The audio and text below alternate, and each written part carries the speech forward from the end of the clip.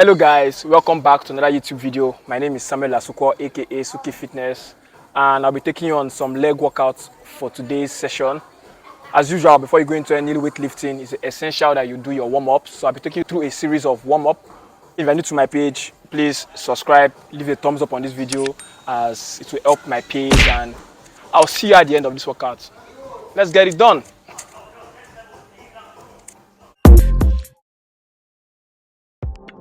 I like to begin with some jumping jacks, as this will help fire up my central nervous system and increase my heart rate before I go into dynamic stretches. If you feel some tightness around your hip flexors, this movement will help improve your flexibility as well as your balance and your control. Make this a staple in your workout and you can increase the depth of your squat. With this particular movement, don't just throw your legs.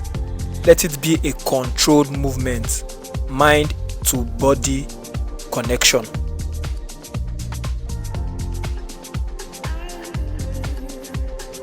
Cossack squat.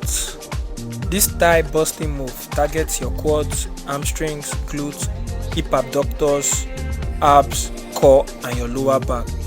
It also gets your hips, knees, ankles and connective tissues working. That is why I like it to be a staple in my warm-ups. It is important to focus on your range of motion, as this will increase the depth of your squats. With a very low jump off the ground, ensuring that your legs remain extended and your feet are pointed down slightly. Rotate your wrists like you are skipping. Inchworm. This is a great bodyweight exercise that warms up the entire body. It strengthens your arms, chest, upper back, lower back and abs, and also increases your balance and stability. You start standing, reach with your arms towards the ground, walk your hands away from your feet until you get to a position where you bend your lower back and stretch and reverse the movement. That sums it up for this warm-up and stretch session that prepares your body to go into weightlifting for your legs. So let's go into the workout. Normally, before I start squatting with heavy weights, I like to go on just the empty bar. The longer you take to warm up on your initial movement, the better your working set will feel. And starting with the empty bar to see how your body is feeling will tell you a lot early on. Using an empty bar will allow for some instinctive regulation in regards to loading patterns, rather than just sticking to an outline routine. If you are scheduled to do heavy sets, you can tell from your empty bar warm-up if something feels tight or off.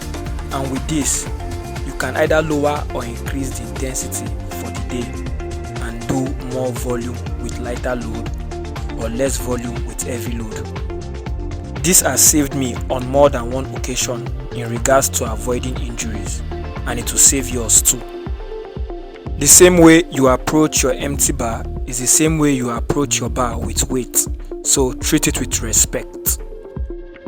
Beginning with my first walking set, this is a strength exercise in which you lower your hips from the standing position and then stand back up.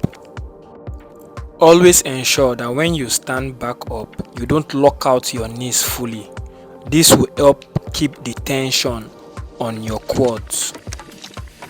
When it comes to how many squats you should do in a day, there is no magic number. It really depends on your individual goals. Personally, I like to maintain 2 sets of 10 reps on a particular weight before I increase it and go the next set. Because I have a weak left knee, anytime I go more than 1 plate on squats, I use a knee strap to improve my knee stability and confidence during activity. If you are experiencing pain while doing exercises that involve significant motion at your knees, you may benefit from wearing a knee strap. Knee wrap help to combat knee pain.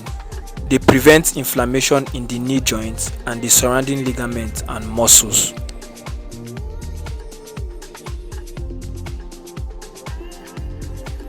The weightlifting belt should be used judiciously and only when you really need one. And you only really need one whenever there's a heavy load on your spine. I like to wear mine just above my belly button so I don't have any obstructions whenever I go down on my squats. This acts as a tool to increase intra-abdominal pressure by giving your core muscles something to brace against as the abdominal wall expands. This is why most lifters can lift more while they have their gym belt on. We move over to the second routine for the day, goblet squats. In a goblet squat, you lift and hold the weight in front of your chest with both hands. As you squat down, your elbows track with your knees while the weight follows. Also, like I mentioned earlier, do not lock your knees out when you stand up to maintain the tension on your quads. If you notice, my heels are elevated. This will do two things: increase my squat depth and transfer force and emphasis to my quadriceps, as it increases the range of motion at the knee. This takes us into the third routine for our leg session today, the forward lunges into the Romanian deadlift. The forward lunges work the hamstring, quadriceps, hip flexor muscles, glutes, and abductor muscles in your inner thighs, while the Romanian deadlift is used to develop the strength of the posterior chain muscles, including the erector spinae, glutes, hamstrings, and adductors. When done correctly, the RDLs is an effective exercise that helps strengthen both the core and the lower body with one move.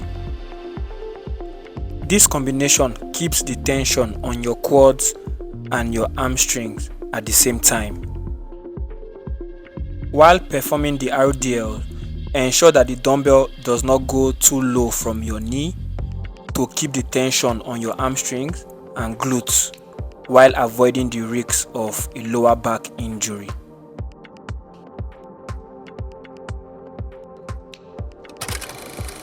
This takes us into the fourth routine for today, which is the stiff leg dumbbell deadlift into front rack dumbbell squats. Because of the restricted knee flexion, the stiff leg deadlift isolates and strengthens the muscle at the back of the body. It primarily works the glutes, lower back, hamstrings, but secondarily impacts the forearm, calves, and quads. Whenever I'm short on time and I want to put in a quick walk, this is my go-to workout for training both the glutes, the hamstrings, and the quads concurrently.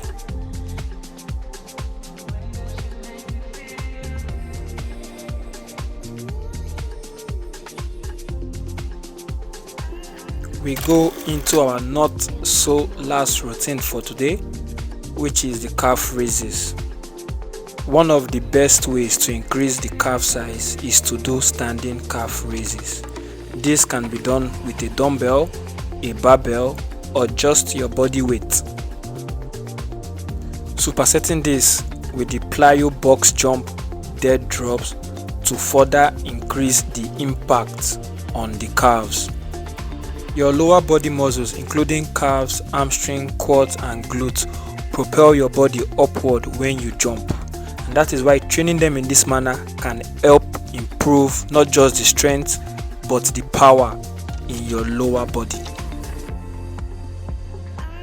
Repeat this superset for a number of 3 to 4 sets and watch your legs shred at the end of this workout session. I usually end all my weightlifting sessions with a finisher, and for leg days there is no better finisher than the jump rope variations. Skipping, aka jump rope, is a great cardio workout. In fact, one of the best cardio exercises you can do regularly, as it can reduce your risk of heart diseases and stroke It is a great full body workout using your abs muscles to stabilize the body, legs for jumping, shoulders and arms for turning the rope. Because it involves so many parts of the body, this exercise could improve coordination, stamina and focus.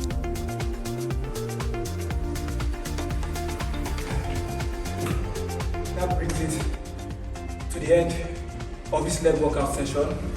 I'm going to feel sore for days with this routine. If you're new to my page, my name is Secondarily. Once again, Suki Fitness. Please leave a thumbs up on this video. Subscribe to my YouTube channel and turn on the post notification. So whenever I drop a new workout video, you will be the first to be notified. So thank you for coming to my channel and have a great day. Peace out.